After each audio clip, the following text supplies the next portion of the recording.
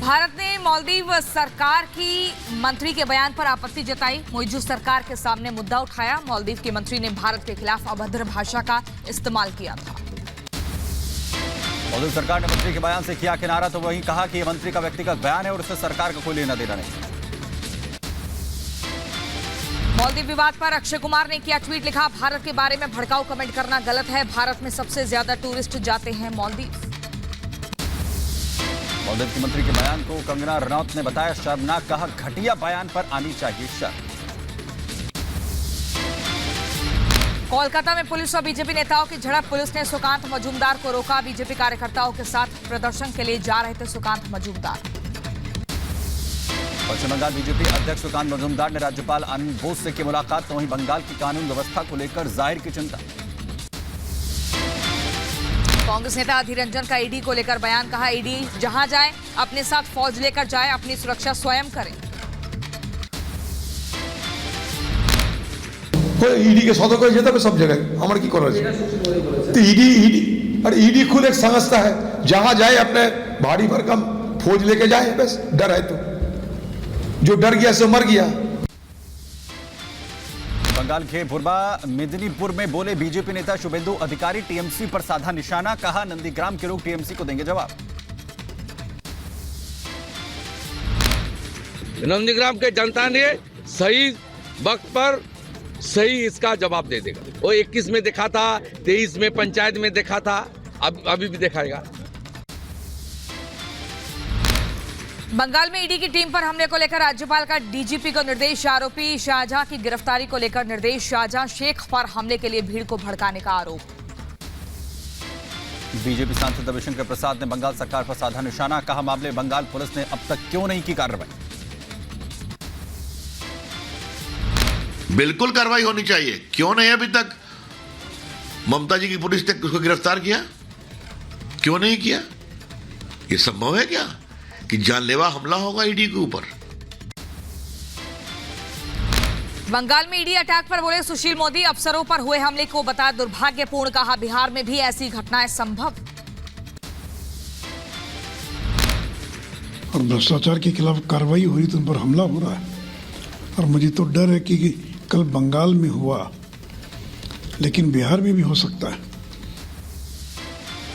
केंद्रीय मंत्री गिरिराज सिंह ने बंगाल सरकार पर साधा निशाना, कहा बंगाल में लोकतंत्र खत्म हो चुका है, राज्य को इस्लामिक स्टेट बनाने में जुटी है राज्य सरकार। तो ममता बनर्जी की सरकार को खत्म करना पड़ेगा जनता को, नहीं तो वहां एक तो इस्लामिक स्टेट बनाने पर लगी हुई है ममता, और दूसरा वहां लोकतंत्र समाप्त है बंगाल के। बीजेपी सांसद दिलीप घोष ने बंगाल सरकार पर साधा निशाना और कहा कि ममता सरकार को जनता जवाब देगी। केंद्रीय एजेंसियों की कार्रवाई में डाली जा रही बाधा। क्या कानून व्यवस्था ठीक चले उसके लिए मदद करना, सुझाव देना, वो केंद्र सरकार दे रही है, बाकी अदालत देख रही है। केंद्रीय संस्थाएं यहाँ भ्रष्टाचार के खिलाफ और जो हिंसा हो रही है उसका खिलाफ कार्रवाई कर रहे हैं, उनको बाधा दिया जा रहा है। चिराग पासवान ने ममता सरकार पर बोला हमला, तो ईडी अफसरों पर हमले को लेकर राज्य सरकार को ठहराया जिम्मेदार। जिस तरीके से ईडी के अधिकारियों के ऊपर इस तरीके से हमला वहां पर किया गया है, बिना राज्य सरकार के संरक्षण के सुनियोजित तरीके से इसको अंजाम दिया गया है। ममता सरकार पर बीजेपी प्रवक्ता आरपी सिंह ने साधा निशाना और कहा कि बंगाल के लोगों में कानून का डर नहीं, राज्य की कानून व्यवस्था खराब। वहाँ पर लॉ एंड ऑर्डर की स्थिति सबको पता है कि बिगड़ी हुई है, वहाँ पर कानून व्यवस्था है नहीं, कानून राज है नहीं। जिस प्रकार से ईडी के अफसरों पर जानलेवा हमला हुआ और रोहिंग्या मुसलमानों के द्वारा कराया गया।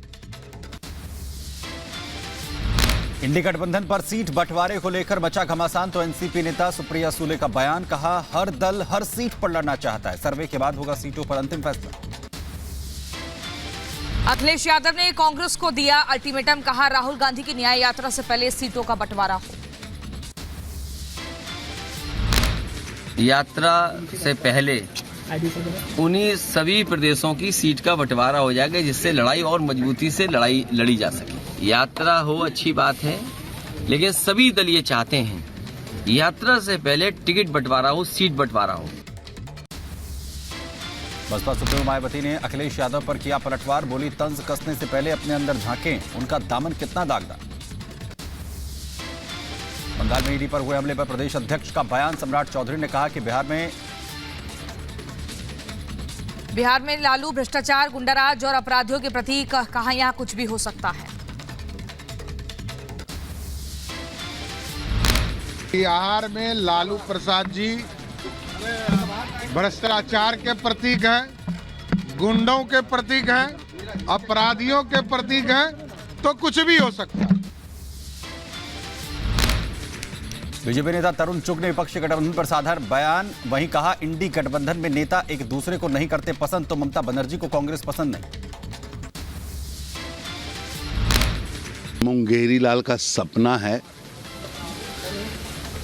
ये पूरा होने वाला नहीं है, क्योंकि ममता बनर्जी को कांग्रेस अच्छी नहीं लगती, कांग्रेस को डीएमके अच्छी नहीं लगती। ये भानुमति का कुनबा है, ना जिसके पास नेता है ना नीति है।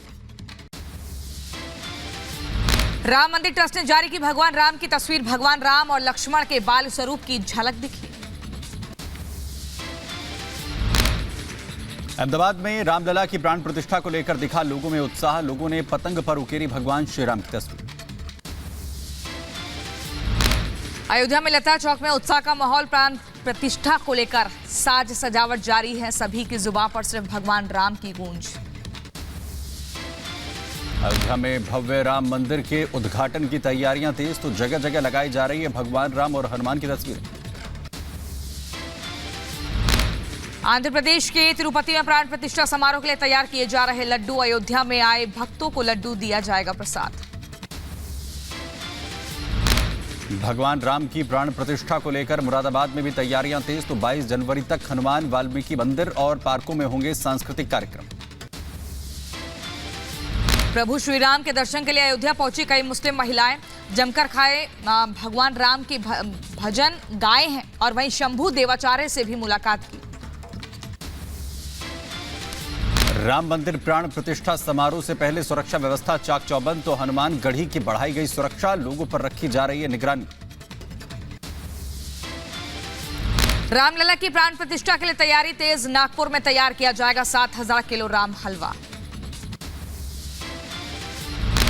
आगरा में माता सीता के पैरों के लिए तैयार की जा रही है चांदी की पायल, तो 15 दिनों से पायल तैयार करने में जुटे कारीगर। यूपी के शाहजहांपुर में घर घर वितरित किए गए पूजित अक्षत, लोगों से 22 जनवरी को दीप जलाने की भी अपील की गई। गोरखपुर में विकसित भारत संकल्प यात्रा में बोले सीएम योगी, कहा जिस तरह अयोध्या में मनाई जाती है दिवाली, वैसे ही 22 जनवरी को हर घर में होगा दीपोत्सव। दीपावली अयोध्या में कैसे होती है, और जैसे अयोध्या की दीपावली होती है, ऐसे ही 22 जनवरी की शाम को हर मंदिर में, हर घर में दीपोत्सव का आयोजन होना चाहिए। मकर संक्रांति के मौके पर अयोध्या का जाएंगे कांग्रेस नेता, सरयू स्नान और रामलला के दर्शन करेंगे। कांग्रेस नेता दीपक सिंह ने जानकारी दी। इस बार कांग्रेस पार्टी एलानिया मकर संक्रांति को अयोध्या जाएगी, सरयू में स्नान करेगी, भगवान हनुमान, भगवान श्री राम के दर्शन करेगी। अयोध्या में तैयारियों का मंदिर निर्माण समिति के अध्यक्ष ने लिया जायजा, कहा तैयारी लगभग अंतिम चरण में। की तैयारी है वह लगभग अब अपने अंतिम चरण पर है, और मैं यह पूरी तरीके से आश्वस्त हूँ कि अगले एक सप्ताह में यहाँ से श्रद्धालु जो भी आएगा उसको जाने में पूरी सुविधा होगी। वाल्मीकि एयरपोर्ट के निदेशक विनोद कुमार ने चंपत राय से मुलाकात की, दोनों के बीच कई मुद्दों को लेकर बातचीत हुई। एआईयूडीएफ प्रमुख बदरुद्दीन अजमल के दिए विवादित बयान पर वीएचपी नेता विनोद बंसल का बयान, कहा ऐसे बयान मुस्लिम समुदाय को रामद्रोह की ओर धकेलने का कर रहे हैं। का विश्वभर में जय श्री राम जय श्री राम जय श्री राम के नारे गुंजायमान हो रहे हैं, तो वहीं दूसरी ओर बदरुद्दीन जैसे बदर करने वाले वो भी बाबरी मानसिकता को लेकर चीज। हमारी तो प्रार्थना भगवान से है कि इनको भी सद्बुद्धि दें। रिपब्लिक भारत पर गायिका गीताबेन रबारी ने भगवान राम के भजन गाए। भक्तिमय हुआ पूरा माहौल। हुआ जश्न मनाओ सारी दुनिया में, मेरे राम प्रभु जी घर आए। आज फूल बिछाओ सारे बगिया के, अयोध्या में उत्सव छाए। और रिपब्लिक भारत पर बोली गायिका गीताबेन रबारी। कहा प्रधानमंत्री ने देश के लिए न्यौछावर किया अपना जीवन, तो वहीं भगवान राम में पूरी आस्था। तो हमारे भारत के प्रधानमंत्री जी ने अपना पूरा जीवन देश को समर्पित किया है, रामलला के नवनिर्माण मंदिर के लिए समर्पित किया है। तो ये गौरव की बात है हमारे लिए और प्रधानमंत्री जी के लिए। पीएम मोदी ने की गीताबेन रबारी के भजन की तारीफ। सोशल मीडिया पर गाना किया शेयर और लिखा, दिव्य भव्य मंदिर में रामलला के आगमन का इंतजार खत्म होने वाला है। मुंबई में एटीएस की बड़ी कार्रवाई। बोरीवली क्षेत्र में की छापेमारी तो 6 संदिग्धों को किया गिरफ्तार। वहीं मौके से गोला बारूद बरामद। करगिल में भारतीय वायुसेना को बड़ी सफलता। रात में C-130 एयरक्राफ्ट की सफल लैंडिंग। जवानों के साथ C-130 एयरक्राफ्ट की लैंडिंग हुई। कश्मीर के पुंछ में सुरक्षा बलों ने चलाया सर्च ऑपरेशन, तो औचाद इलाके में संदिग्ध गतिविधियों को लेकर चलाई तलाशी अभियान। भारत और बांग्लादेश सीमा पर बढ़ाई गई सुरक्षा। बांग्लादेश में आम चुनाव को लेकर सुरक्षा सख्त की गई। तिरुवनंतपुरम में बोले विदेश मंत्री एस जयशंकर। कहा, जैसे भगवान राम की परीक्षा परशुराम ने ली थी, वैसे ही पड़ोसी देश ले सकते हैं हमारी परीक्षा। बीजेपी ने राजस्थान में इंदिरा रसोई योजना का नाम बदला। मंत्री किरोड़ी लाल मीणा का कांग्रेस पर निशाना। कहा, रसोई पर नहीं होनी चाहिए कोई राजनीति।